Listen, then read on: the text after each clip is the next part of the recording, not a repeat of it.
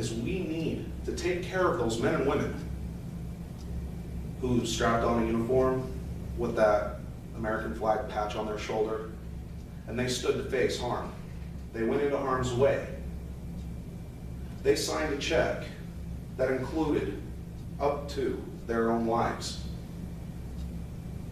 And unfortunately, what we've seen is the Congress, in spite of all of its words, the president, in spite of all of his, we still have one of the most massive backlogs that face our veterans. As a matter of fact, it's estimated that there are 22 veterans who are committing suicide every day while they're waiting to get the treatment. So I have a couple proposals that I would like to see done while a congressman, and this would help our veterans. The first one deals with the interaction between the Department of Defense and the Veterans Administration. That whenever a service member goes in for any injury and they get the report, what will end up happening is that report, once that medical screening is done, they're diagnosed, they know what the issue is, that electronic paper that's entered into the computer is going to be immediately transferred over to the Veterans Administration records, because at some point, that soldier, that Marine, that airman, or that sailor is going to be getting out of the armed forces. And they will become a veteran, and if they did have anything happen to them, they'll be applying for veterans benefits.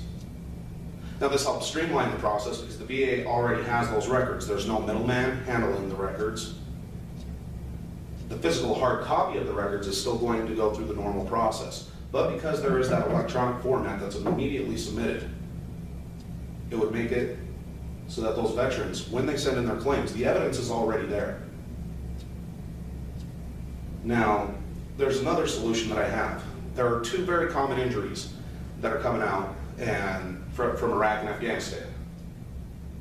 The two most common injuries are traumatic brain injury and post-traumatic stress disorder.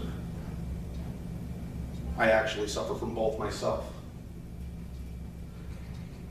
It took me 3 years to get through the VA process. Part of it was because some of my medical records were lost, which ties into what I was speaking about earlier, where they send those documents straight to the VA, so that when that service member gets out, there's already a record of the injury on VA records. But on top of that, if you're involved in a blast, there is a strong likelihood when a roadside bomb goes off, a grenade goes off, that you're going to have a brain injury. And so what I would like to see happen is what I call, or what is called 0% rating. Now the 0% rating is something that they don't get compensated for, but what it does is it allows them to get the help they need, just like that, immediately. That is so helpful, because like I said, it took me 3 years before I could start getting checked out with some of the balance issues and stuff that I had for my traumatic brain injury, to where I could be rehabilitated and move on with life, to start being able to live a more normal life. And it's the same thing with post-traumatic stress disorder. What we need to do is we need to recognize, and this needs to start at the commander level, and we need to recognize those symptoms and immediately get those reported so that they can get that counseling that they need. Yeah. Cool. That's what I'm looking at.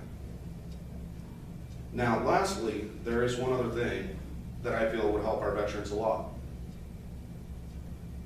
Our veterans would benefit very highly if the transition process were a lot better,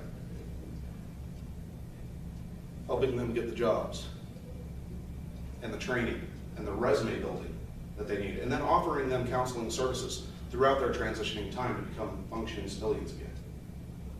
That's what we need to do. I have some ideas, and I've been working closely with a few of the people that actually do the transitioning classes. We want to make something better for our veterans.